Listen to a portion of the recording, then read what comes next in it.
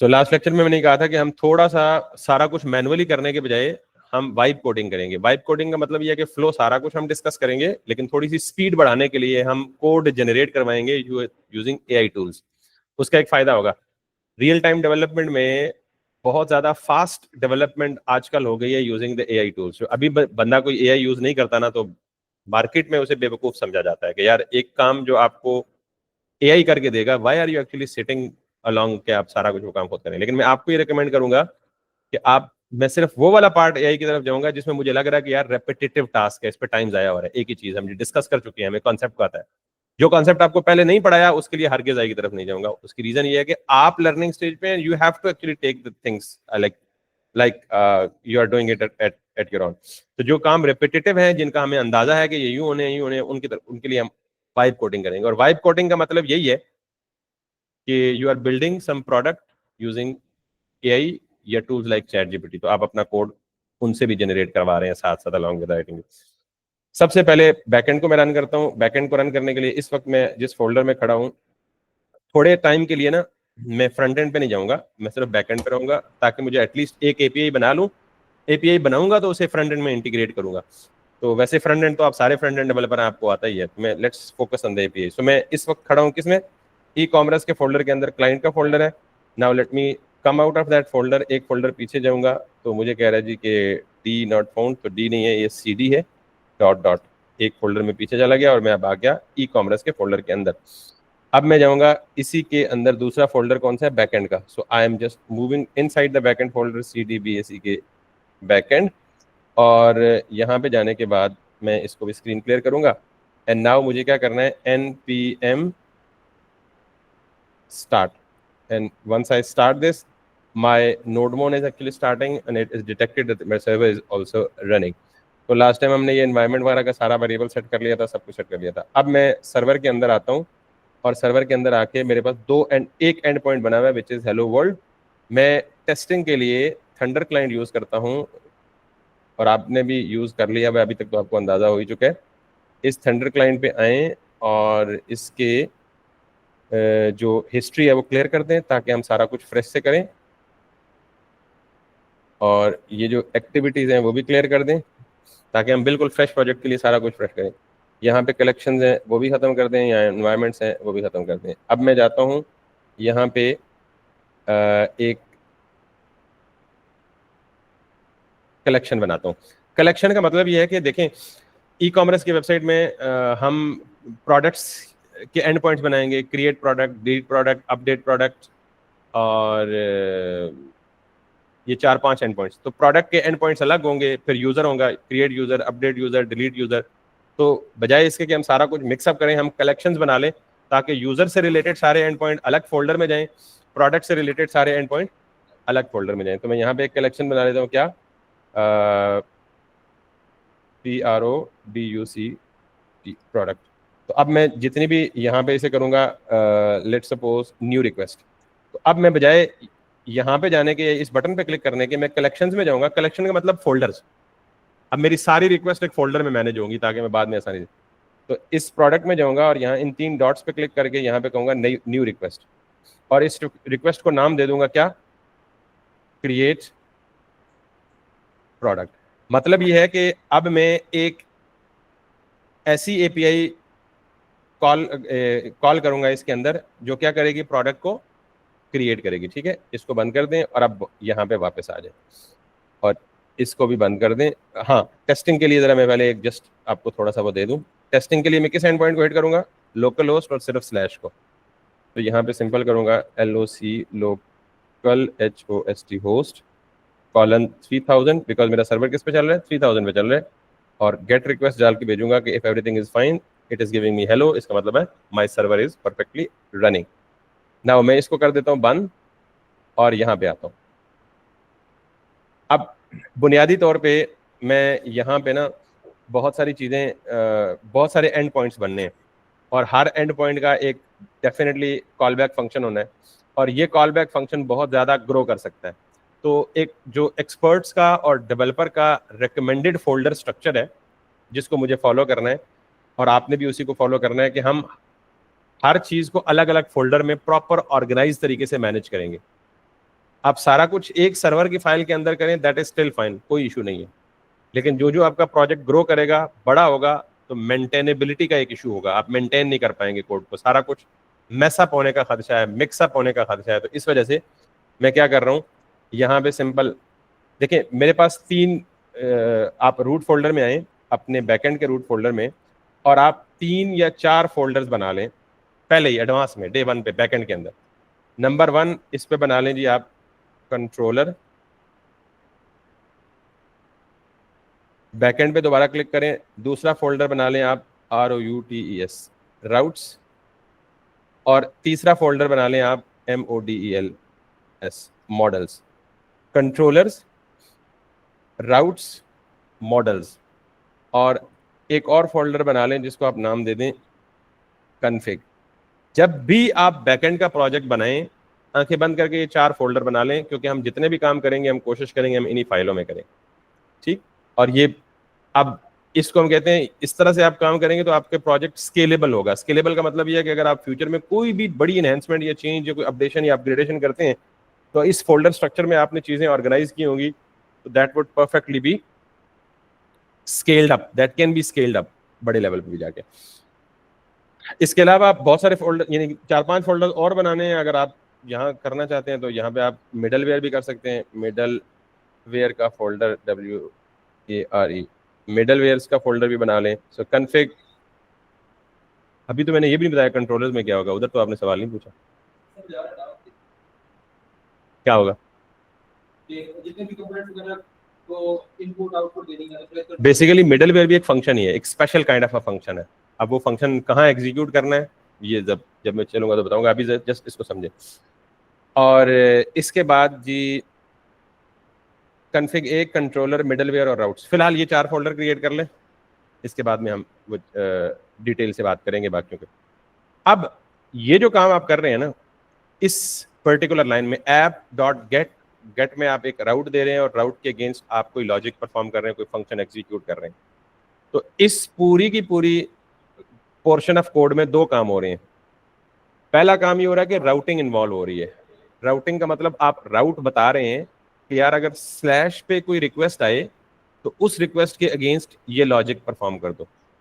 तो आप 2 काम कर रहे हैं, पहला काम राउट स्पेसिफाई कर रहे हैं, और दूसरा काम उस राउट के अगेंस्ट जो फंक्शनैलिटी है वो परफॉर्म कर रहे हैं। ये जो फंक्शन है ना, जिसने किसी राउट पे कोई फंक्शनैलिटी परफॉर्म करवानी है, इस फंक्शन को हम कहते हैं बिजनेस लॉजिक। यानी इस फंक्शन के अंदर जो कुछ भी हम काम कर रहे होते हैं उसे हम क्या करते हैं, हम क्या कर रहे हैं, बिजनेस लॉजिक क्या परफॉर्म कर रहे हैं, बिजनेस लॉजिक परफॉर्म कर रहे हैं।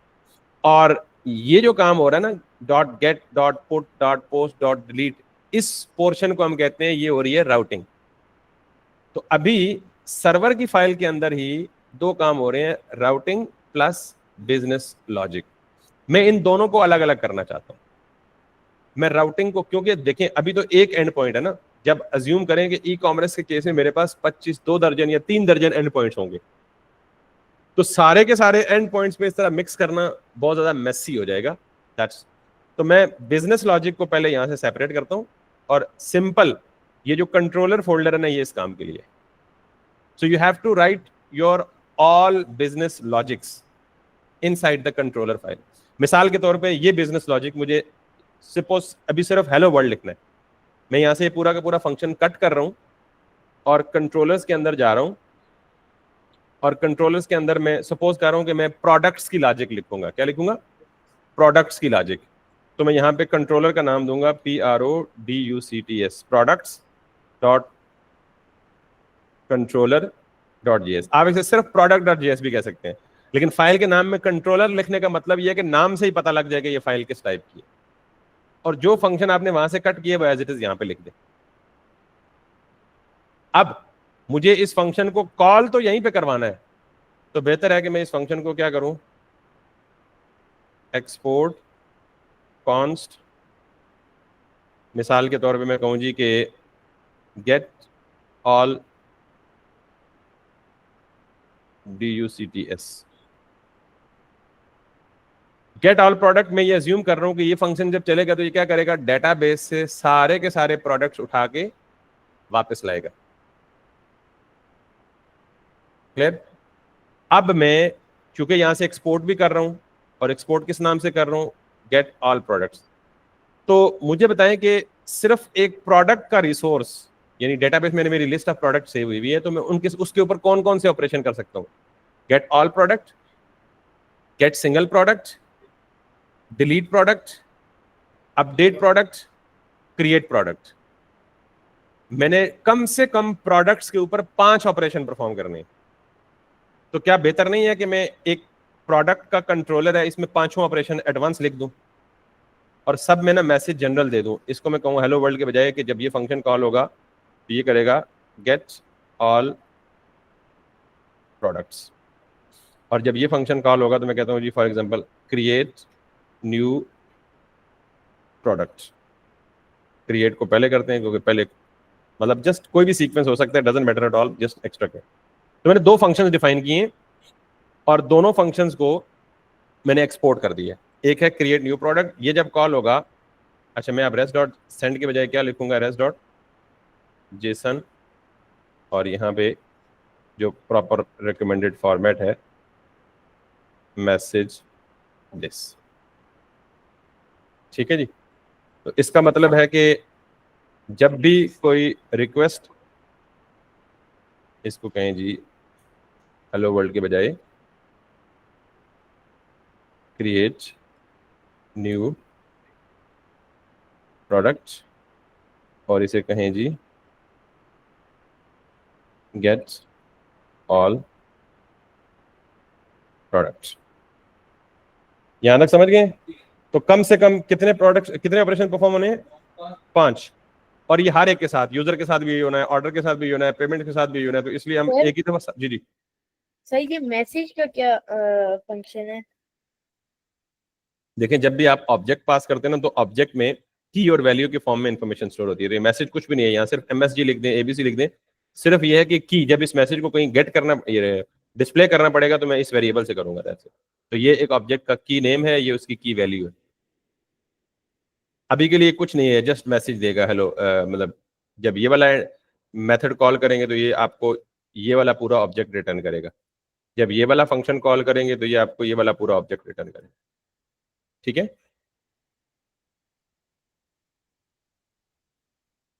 वकर ठीक है। ओके। Okay sir. इसी तरह मैं अब तीसरा फंक्शन तीसरा फंक्शन डिफाइन कर रहा हूँ, और इसमें क्या कहूंगा, गेट ऑल प्रोडक्ट के बजाय get product by ID. Single product get करना है, तो गेट प्रोडक्ट बाय आईडी। 3 हो चुके हैं, चौथा कौन सा होना है? गेट वाला काम खत्म हो गया, तो आप इसे कहें अपडेट। ये फंक्शन के नेम एब्सोल्युटली आपकी चॉइस के हो सकते हैं, मैं जस्ट मीनिंगफुल देने की कोशिश कर रहा हूं ताकि फंक्शन के नाम से पता लग जाए क्या होना है। ठीक है, और इसे आप कहें जी अपडेट प्रोडक्ट बाय आईडी कह लें, या सिर्फ अपडेट प्रोडक्ट। और आखिरी फंक्शन ये बना लें, क्या, DELETE, डिलीट प्रोडक्ट्स, इसको भी कह दें DELETE, delete product. So I have done nothing special except that कि जो काम मुझे यहाँ हर राउट के अगेंस्ट एक फंक्शन में चलना था, तो बजाय बजाय इसके कि मैं फंक्शन यहाँ पूरा डिफाइन करूं, मैंने फंक्शन अलग से डिफाइन कर लिया, इनको एक्सपोर्ट कर दिया। अब इन फंक्शंस को सर्वर में आके इंपोर्ट करें, import get all products. Clear? और ये मेक श्योर करना है कि यहाँ पे .js की एक्सटेंशन लाजमी देनी है, अदरवाइज ये एरर देता है। तो मैंने सिर्फ गेट ऑल प्रोडक्ट्स तो यूज नहीं करना, मैंने इसके अंदर से सारे के सारे फंक्शन यूज करने हैं, तो मैं मल्टी लाइन में इनको सारों को इंपोर्ट कर लेता हूँ एट वंस। मैं कहता हूँ जी कि इसको भी इंपोर्ट कर लो, गेट प्रोडक्ट बाय आईडी को भी कर लो, क्रिएट न्यू प्रोडक्ट को भी कर लो, कॉमा दे के अपडेट प्रोडक्ट को भी कर लो, और कॉमा दे के डिलीट प्रोडक्ट को भी कर लो। क्लियर? तो मैंने क्या कर दी, लॉजिक सेपरेट कर दी, बिजनेस लॉजिक अलग फाइल में परफॉर्म हो रही है। अब मुझे यहाँ क्या करना है, गेट ऑल प्रोडक्ट के लिए सिंपल ये वाला फंक्शन जो इंपोर्ट किया है वो ये लिख। Now can you see this how neat and clean this is, कि ये फंक्शन हो सकता है इसके अंदर मुझे 400 लाइनें लिखनी पड़े लॉजिक की, अभी लिखूंगा भी। तो अगर वो सारा कुछ यहां लिखता तो ये फाइल कितनी ग्रो कर जाती। अब ये जितना कोड भी गेट ऑल प्रोडक्ट के अंदर लिखूंगा वो सारा इधर लिखूंगा, this is totally separate.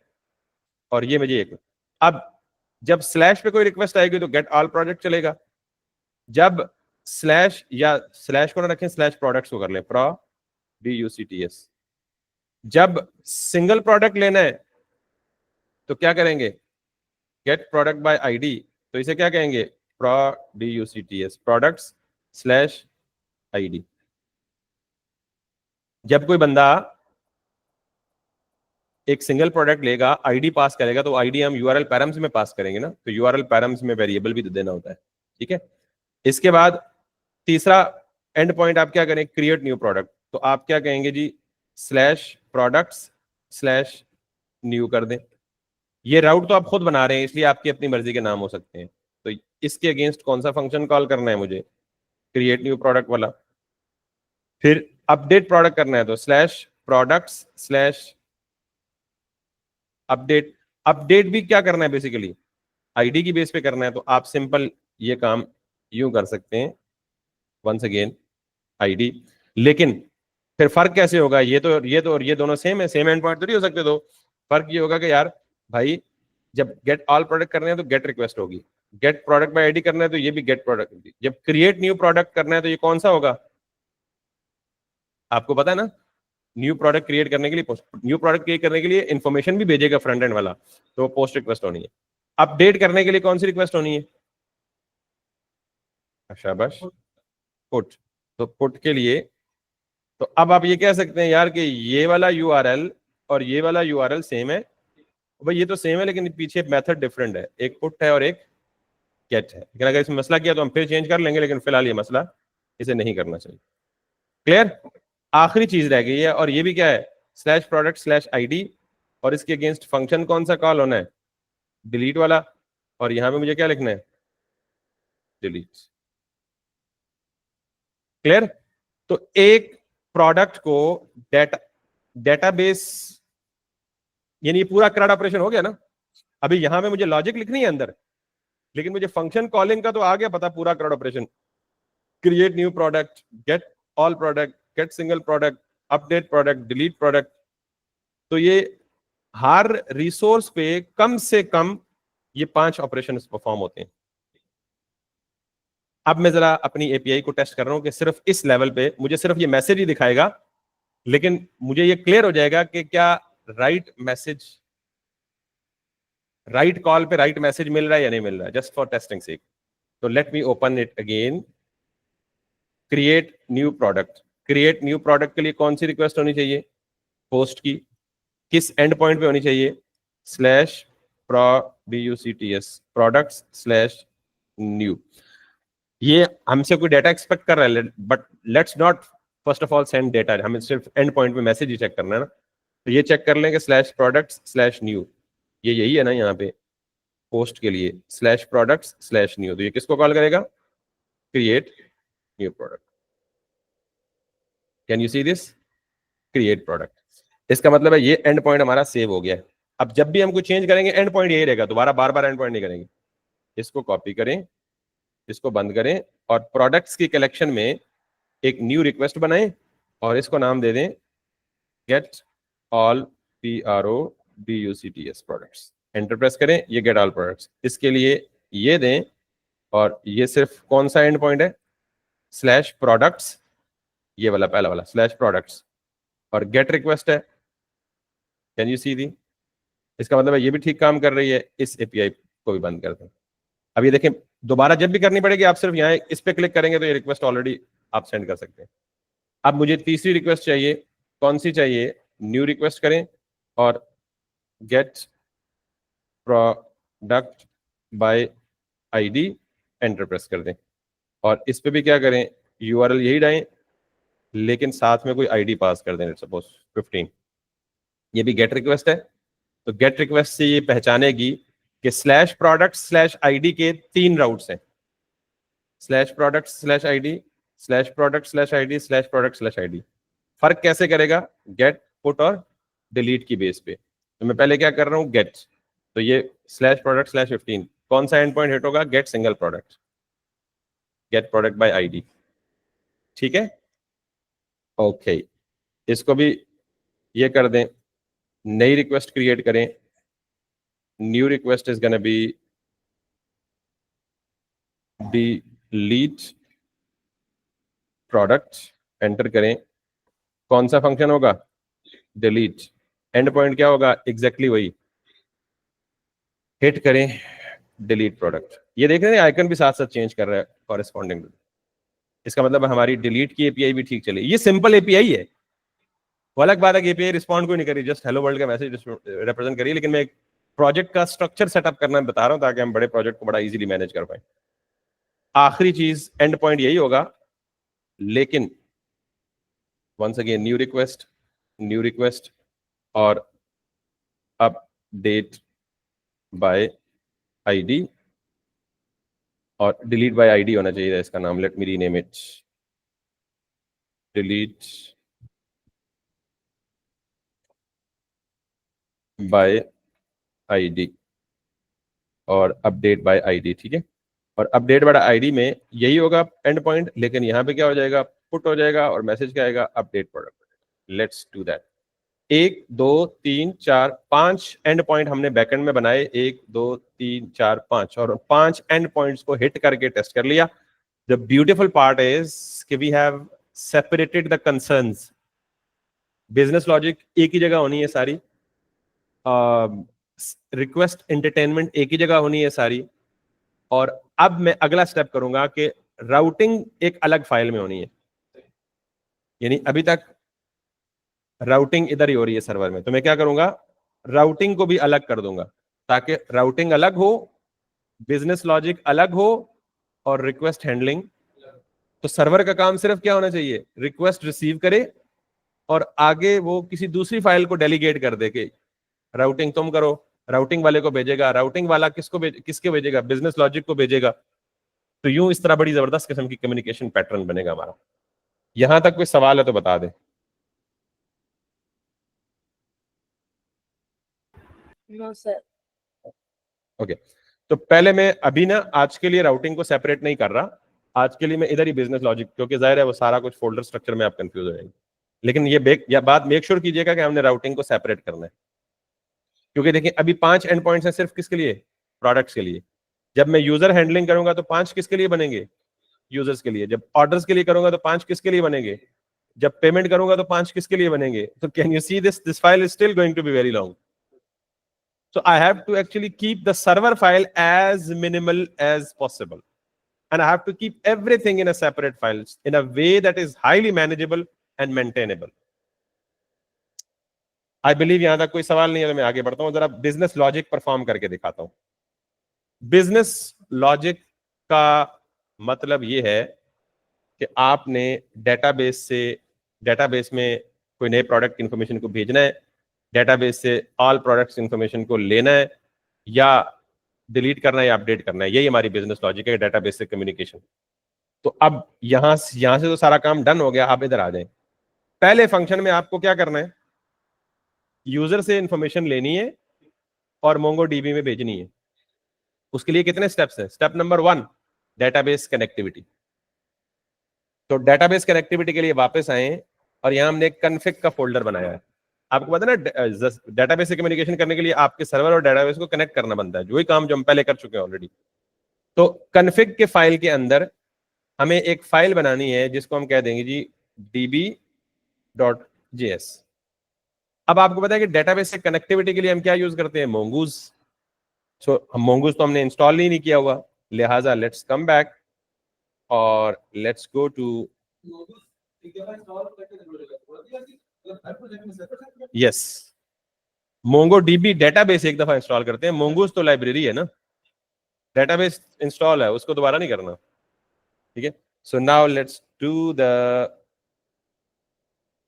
Mongoose.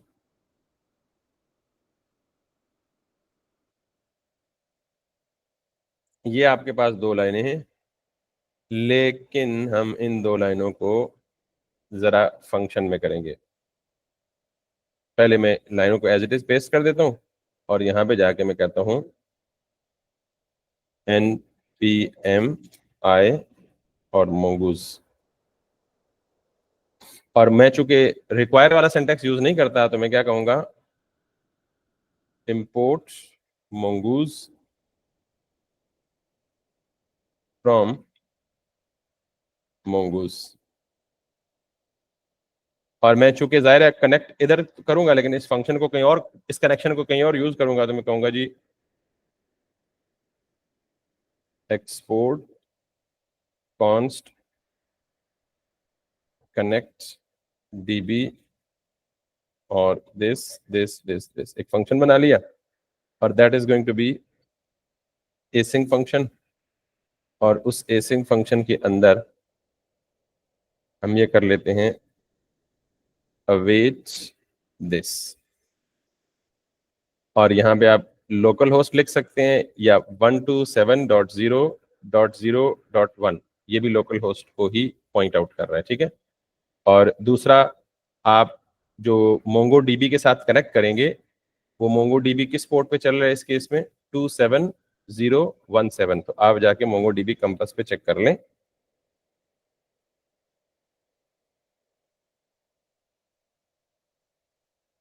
कि आपका 27017 इसी पोर्ट पे मोंगो डीबी चल रहा है, ठीक है, लोकल होस्ट के। So once you get back, तो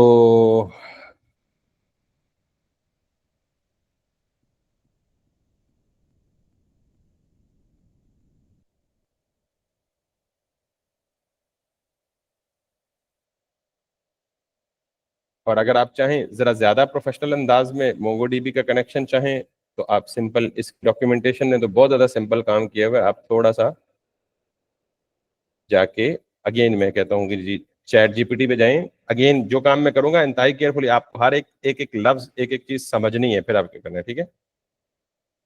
मोंगो डीबी कनेक्शन। सो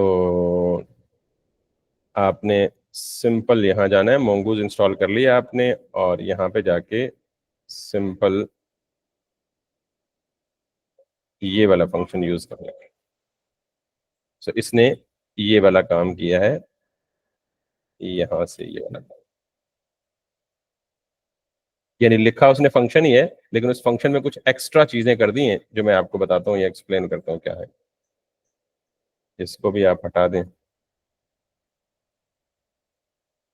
और आप इसको भी हटा दें, ये जरूरत पड़ी तो हम वापस ले आएंगे, ठीक है, सर वो बात खाना कस्टम। वाला ठीक था। सो अब मैं यहाँ पे इसको भी हटा देता हूँ।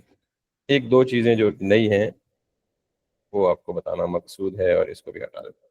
ऑलमोस्ट पुराना वाले ये, सिवाय एक चीज के, और वो एक चीज ये है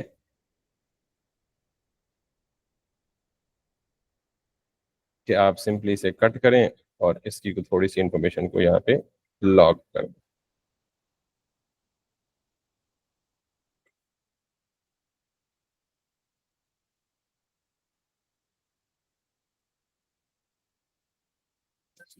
अवेट,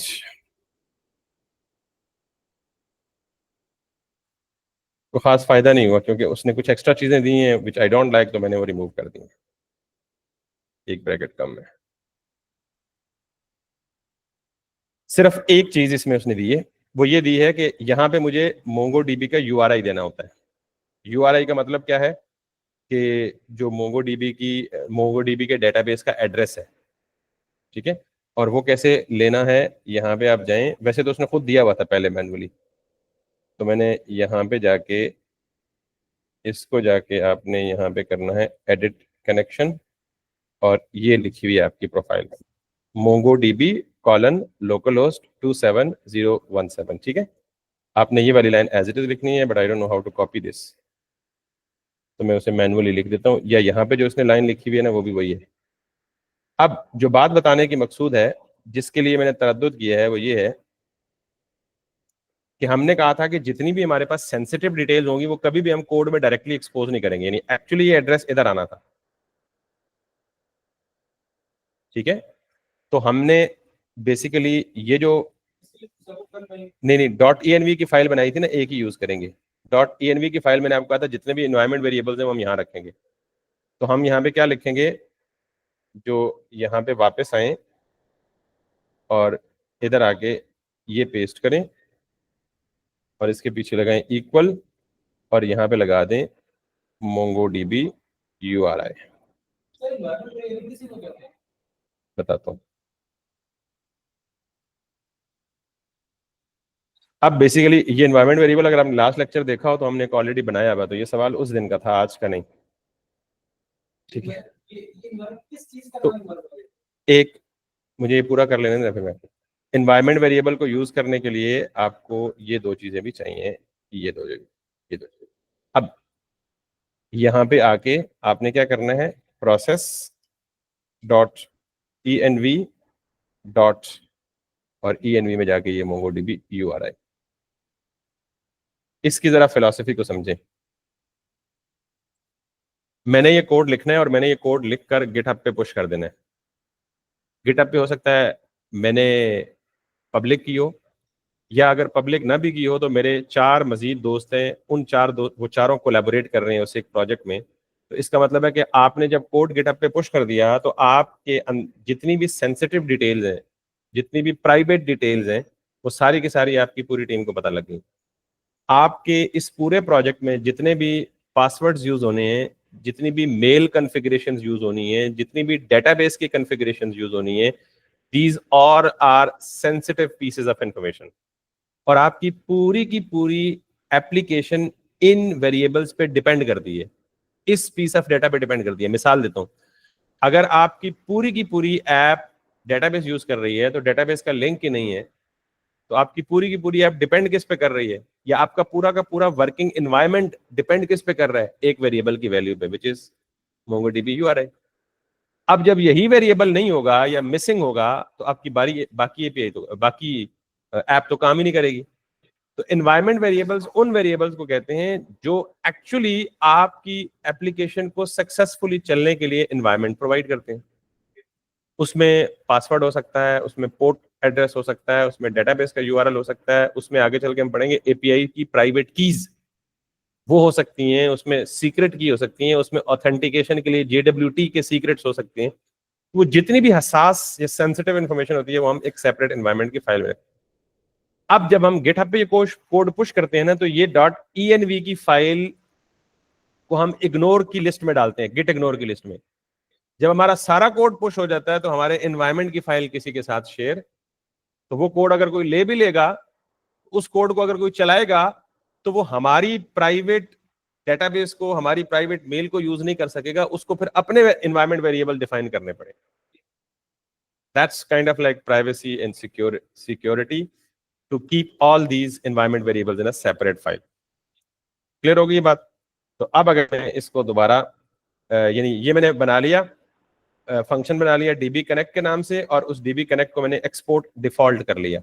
अब मुझे DB कनेक्ट कहाँ यूज, अच्छा इसके अंदर मैंने कोई भी चीज डायरेक्ट हार्ड कोड नहीं की, तो अब मुझे ये यूज करना है। और यूज कहाँ पे करना है, जाहिर है प्रोडक्ट क्रिएट करने के लिए। तो मैं यहाँ पे सिंपल क्या करूंगा, जाहिर है मुझे हर एक फंक्शन के अंदर DB का कनेक्शन चाहिए, तो मैं यहाँ पे क्या करूंगा, import DB connect from config db.js। .js must लिखना है हर फाइल के साथ, क्योंकि हम, क्लियर है। अब मुझे बेसिकली इस DB को यहाँ पे इस्तेमाल करना है, तो इस्तेमाल करने के लिए मुझे क्या करना पड़ेगा, जाहिर है भाई यहाँ पे मुझे ये DB कनेक्ट करना पड़ेगा और ये DB ये करना पड़ेगा। अब बुनियादी तौर पे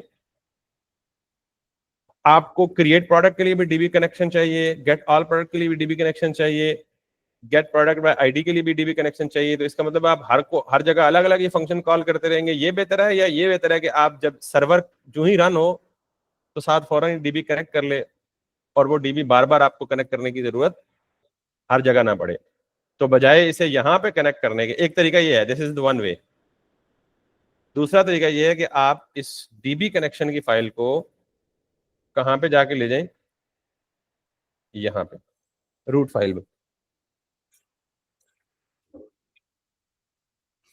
और इस रूट फाइल में वही काम करें जो मैंने उधर किया, import db connect from this, और इस db कनेक्ट को यहाँ पे जाके जितनी भी आपने एपीआईज कॉल की हुई हैं इसको यहाँ जाके कॉल कर लें, सिंपल इज दैट।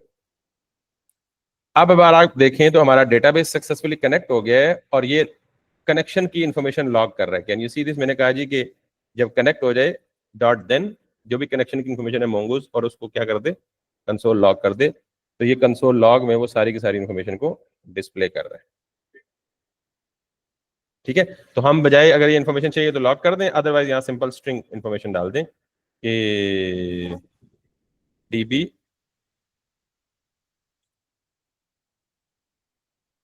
कनेक्टेड। तो अब आप जब जाएंगे तो आपको एक मैसेज देगा, बजाय इतना लंबा लॉग देने के, example app is listening on port 3000 and DB connected. इसका मतलब है कि we are perfectly fine with connecting our database. अब एक्चुअली हमें क्या सर बात करनी थी, डेटाबेस में नया रिकॉर्ड क्रिएट करना था, और उसके लिए जरूरी था कि पहले डेटाबेस से कनेक्शन। जी जी बोले। सर ये जो आपने डॉट देन किया है, इसकी जगह हम सिंपली जो मंगूज की ऑफिशियल वेबसाइट के जो डॉक्स है हमने वो हाँ कॉपी किया था, कर सकते इसी हैं, में बिल इन्वायरमेंटल वो जो वेरिएबल था वो यस डाल दे। परफेक्ट कर सकते हैं, लेकिन फिर आपको ये इंडिकेशन नहीं मिलेगी ना, आपको पता नहीं चलेगा मोंगोडीबी कनेक्ट हुआ या नहीं हुआ। इसका फायदा ये है कि जब ये एरर आएगा तो यार डायरेक्ट आपको ये मैसेज नहीं देगा, इसकी जगह एरर देगा, तो बिल्कुल वो भी कर सकते हैं, लेकिन dot then is always good. वैसे हमने पढ़ा तो हुआ है प्रॉमिस बेस हैंडलिंग, तो डॉट देन यूज करने में क्या हाल है, this is more like a good way. ठीक है, वैसे वो भी यूज कर सकते हैं, वो भी काम करेगा एग्जैक्टली ओके और इनफैक्ट कॉपी वहीं से करें, एंड पे इतना पोर्शन खुद ऐड कर लें, इसमें कौन सी बड़ी रॉकेट साइंस है। ठीक है, अच्छा, अब हमने बेसिकली करना क्या था, करना हमने ये था कि जब सर्वर पे रिक्वेस्ट आए स्लैश प्रोडक्ट्स पे हो जाए गेट ऑल प्रोडक्ट्स पे, तो गेट ऑल प्रोडक्ट्स पे वो यहाँ पे आएगा, यहाँ पे, और ये मैसेज देगा। और अगर रिक्वेस्ट आए G slash product slash new, तो वो किसको कॉल करेगा, create new product, new product को यहाँ पे आएगा, और यहाँ पे हमने न्यू प्रोडक्ट की लॉजिक लिखनी है, क्रिएट न्यू प्रोडक्ट। अब मुझे बताएं कि डेटाबेस से बात करने के लिए दो स्टेप थे। पहला स्टेप तो ये कि डेटाबेस से कनेक्शन बना लें। अच्छा, डेटाबेस कौन सा बनाना है ये भी आपको पता है, जहां पे हम साथ मेंशन करते हैं मोंगोडीबी यूआरआई, ये आ रही है यहाँ से, और ये डेटाबेस कौन सा बनाएगा, टेस्ट के नाम से। हमें तो टेस्ट के नाम से नहीं बनाना, हमें किस नाम से बनाना है, ECOMMERCE, मेक श्योर के ई कॉमर्स के नाम से पहले को डाटा, वो ई कॉमर्स 115 बना हुआ है, तो अब हम क्या बना रहे हैं, सिर्फ ई कॉमर्स। क्लियर हो गई बात? तो पहला स्टेप है डेटाबेस के साथ कनेक्शन बनाना, वो बन गया। अब दूसरा स्टेप है कि स्कीमा बनाना, क्योंकि हम डेटाबेस पे जितने ऑपरेशन परफॉर्म करते हैं वो किसकी बेस, नहीं अभी 2 मिनट लगेंगे, जितने ऑपरेशन हम डेटाबेस पे करते हैं वो स्कीमा हम, भी कॉन्फ़िग में बनाने हैं। नहीं वो कहाँ बनाना है बताता हूँ ना, बट ये स्टेप पता होना चाहिए कि स्कीमा बनाना है सेकंड स्टेप। तो स्कीमा, स्कीमा और स्कीमा के बाद मॉडल में पास होता है स्कीमा, तो हम जितने भी स्कीमा बनाएंगे वो मॉडल्स के फोल्डर में बनाएंगे। ठीक है, लेकिन अब चूंकि स्कीमा बनाने का आपको पता है कि बेसिकली आपको स्कीमा कैसे बनाना है, डॉक्यूमेंटेशन में जाना है, रीड द डॉक्स में जाना है, और स्कीमा बनाने का डॉक्यूमेंटेशन में ये तरीका सीखना है। ठीक है, अब स्कीमा बनाने का एक तरीका, फील्ड दें, डेटा टाइप दें, रिक्वायर्ड दें, जो भी दें। तो हम यहाँ पे जाते हैं चैट जीपीटी पे, और मैंने कहा था हम रेपिटेटिव टास्क खुद नहीं करेंगे। ठीक है, मैं कहूंगा जी कि आई एम, ये आखिरी स्टेप है बस आज का, building an e-commerce website. ठीक है, create a complete schema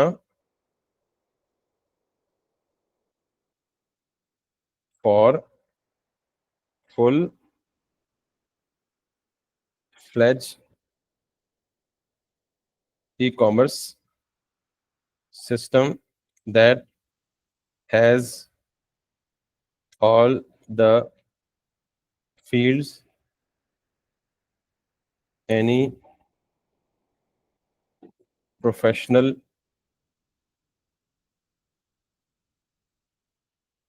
commerce site can have. अच्छा, मैंने क्या प्रॉम्प्ट दिया है कि मैं एक ई कॉमर्स की वेबसाइट बिल्ड कर रहा हूँ, मुझे, अच्छा मैं अगर खुद से स्कीमा बनाऊंगा हो सकता है मैं कुछ फील्ड मिस कर दूं, तो मैंने इसे कहा एक full fledge professional production grade की जो ई कॉमर्स वेबसाइट होती है ना, उसमें जो प्रोडक्ट लिस्ट हो रहे होते हैं उनके लिए मुझे एक स्कीमा चाहिए। तो अब ये मुझे वो सारी फील्ड्स बता देगा और मैं सिंपल, अब स्कीमा बनाने के लिए वैसे आपको पता है कि you have to go in here, यहाँ पे स्कीमा पे जाएं और आपको ये सारी चीज कॉपी करनी है और अंदर फील्ड्स खुद चेंज कर लेनी है। टाइटल है, ऑथर है, बॉडी है, कमेंट्स है, डेट है, हिडन है, मेटा है। ये तो ब्लॉक स्कीमा बना हुआ है। We don't have to make a block schema, we have to make a product schema. तो एक तो हल ये है कि आप यहाँ से कॉपी करें और अपनी सारी फील्ड चेंज कर लें। दूसरा तरीका आपको पता है, तो उसने आपको यूजर स्कीमा बना के दे दी है और हमें यूजर स्कीमा फिलहाल नहीं, हम चलें भला हो, उसने यूजर स्कीमा ही बना के दे दिया, हमने यूजर क्रिएट तो करना ही है कि किस यूजर ने, तो हम दोनों स्कीमा कॉपी कर लेते हैं। ये है हमारा, देखिए उसने भी बताया कि कहाँ क्रिएट करें, मॉडल्स का फोल्डर, और मॉडल के फोल्डर के अंदर क्या करें, प्रोडक्ट.js। और उसने क्या क्या दिया हुआ है, प्रोडक्ट नेम है, स्लग है, डिस्क्रिप्शन है, ब्रांड है, कैटेगरी है, प्राइस है, डिस्काउंटेड प्राइस है, स्टॉक है, SKU है, टैग्स है, इमेज है, कलर है, साइज है, रेटिंग है, रिव्यू काउंट है, इज फीचर्ड है, is archived and created at है। तो मैं सिंपल क्या करूंगा, इस सारे प्रोडक्ट स्कीमा को यहाँ से कॉपी करूंगा और बिल्कुल प्रोटोकॉल वैसे ही फाइंड करूंगा, मॉडल के अंदर जाऊंगा और इसे क्या नाम दूंगा, फाइल को नाम दूंगा जी प्रोडक्ट SC, सिंपल प्रोडक्ट कह लें, .js कह दें, और इसके अंदर आप ये वाली सारे के सारे स्कीमा अपलोड कर दें। अब मुझे बताएं कि स्कीमा में कोई नई चीज नहीं है सिवाय एक चीज के, विच इज दिस वन। ठीक है, that I come to the point little later, but मैं सिर्फ इतना बताना था कि आपने चैट ये कर रहा है जी, इंपोर्ट मोंगूज फ्रॉम मोंगूज और आगे मोंगूज डॉट स्कीमा और उसके अंदर एक ऑब्जेक्ट पास कर रहा है, ऑब्जेक्ट में अब सिवाय आपको एक लाइन समझ, देखें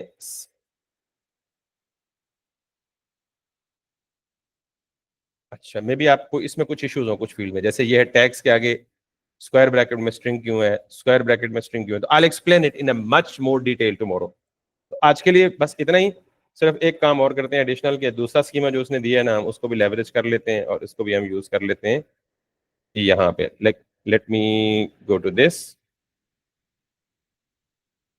बल्कि इसने भला हो क्या काम किया हुआ है, इसने सारे स्कीमा दे दिए हैं, यूजर का स्कीमा भी दे दिए, प्रोडक्ट का स्कीमा भी दे दिया है, कैटेगरी का स्कीमा भी दे दिया है, ऑर्डर का स्कीमा भी दे दिया है, और रिव्यू का स्कीमा भी दे दिया है, कूपन का स्कीमा भी दे दिया है, कार्ट का स्कीमा भी दे दिया है।